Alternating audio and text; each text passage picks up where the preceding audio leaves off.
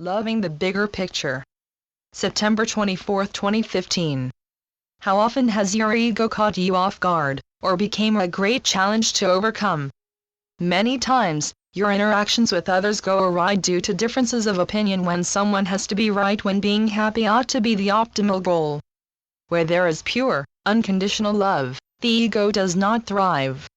Where there is ego, there is trouble brewing somewhere.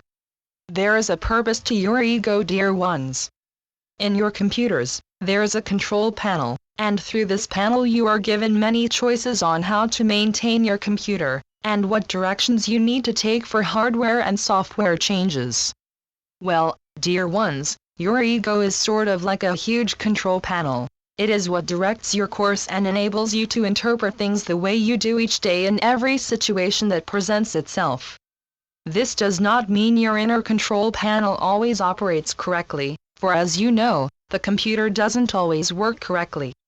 Perception is key here, and through perception you are able to determine if the information you are getting is positive or negative, and what you are to do with that information. Through the information you gather from every experience, you are given the choice to discern if this new experience will become a flourishing opportunity or will it create blockage. To know the certainty of any situation requires clarity from your perception. It is well understood that your ego employs incredibly strong influential nuances to your perception, and the sad, but true part, dear ones, is that majority of the time, you are unaware of its clinching influence. This does not indicate that you were trying to hide from your ego. Truth of the matter is that you were right in the middle of it. When your ego is so close to you, there is no way to see it until after you have reacted to something. The essential part of your overworked mind, the part that holds awareness and memory, is closely entangled in the development of directing, forecasting, and complying with what is understood as reality. Until you react to something, your ego at any point is about as equal to your distinct self. It is through who you are, your differences, your likes, your dislikes, that distinguishes who you are as a person that is part of this great global community.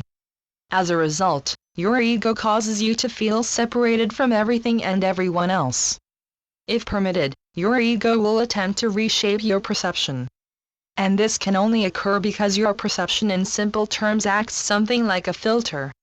It filters whatever you've been exposed to, regardless if it is through any computing device or in person. Thanks to the ego's tampering, your reality, dear ones, becomes clouded and skewed because the ego has its own agenda, wants and needs that tries to trump what the heart wants. As far as your personal development and growth is concerned, your ego can do one or two things. It can either influence or bring setback to your personal development, and this, dear ones, also can bring harmful effects to your spiritual and professional tasks and goals.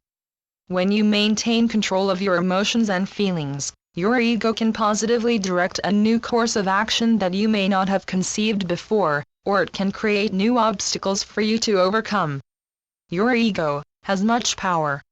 It has the ability to direct you to attracting a kind of life that is meaningful and rewarding, or it could bring you the opposite, where opportunistic doors are suddenly slammed shut and you find yourself swimming in a pool of self-imposed limits. Even though the ego is virtually invisible until you react to something that unnerved or upset you, it does wield a lot of power. Many times, dear ones, the ego comes with essential life lessons that apparently sneak up on you when you are not looking. Some of these life lessons can easily be described as rude awakenings.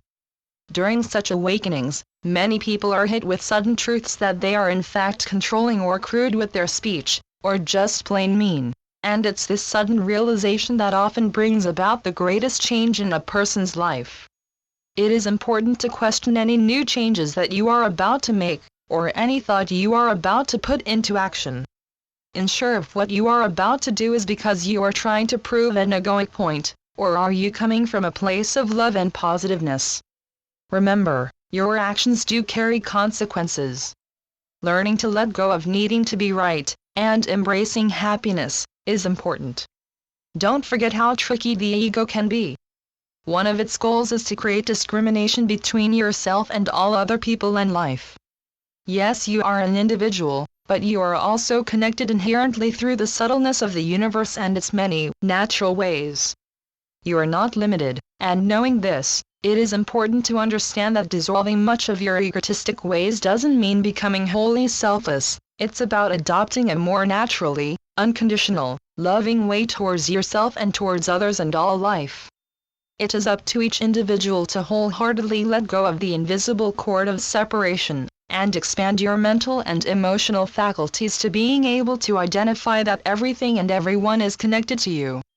By growing and cultivating your awareness, dear ones, you bring fresh realization to what you thought you knew, giving you the ability to make new changes to how you think and live as global neighbors in this ever-moving universe, while maintaining the inner knowing of your personal relationship with the divinity of creation. Becoming less self-centered means you are willing to unravel many of the restraints your ego has kept you from, and to become more for the effort needed to undertake such a challenge.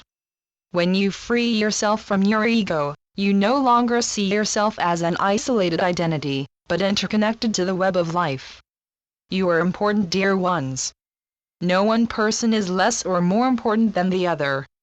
Nurture your individual consciousness so it may grow and develop, so it has the ability to incorporate everything and everyone around you as vital to your growth and happiness, just as you are important to theirs. When you can expand your personal development and growth, you are taking yourself on a whole new dimension of change. And the fresh vantage point you are giving yourself will alter your perception. You will be seeing the world from a whole new understanding. When you bring yourself out of the foggy haze of the ego, you get to glimpse what the big picture of life is to you. The more you embrace your environment with the unconditional, fiery love that is burning bright from your heart, the more you liberate yourself from struggling against it. Life is continuing to deliver you experiences to learn and grow from. Every experience is meant to help you determine certain choices, what is best for you and those affected, understanding the consequences, etc. Experiencing growing pains is common as you learn to let go of certain egoic ideals for the sake of happiness. But the bigger picture isn't always about what you want, dear ones. It is knowing how significant any temporary growing pain is to the monumental changes you have given yourself that has helped you to grow and develop as a result. Like everything in life, there are positives and negatives, and through it all, for happiness to be the result, you need to find balance, so harmony may live and thrive. The ego is like this as well.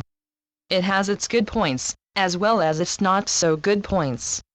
Only you can discern at the time of reaction how to continue in any situation, what is the best course of action. Will your focus be emitting from a place of unconditional love, or from the need of having to be right? As always, the answer and choice comes from you. And so it is. I am Archangel Uriel through Julie Miller.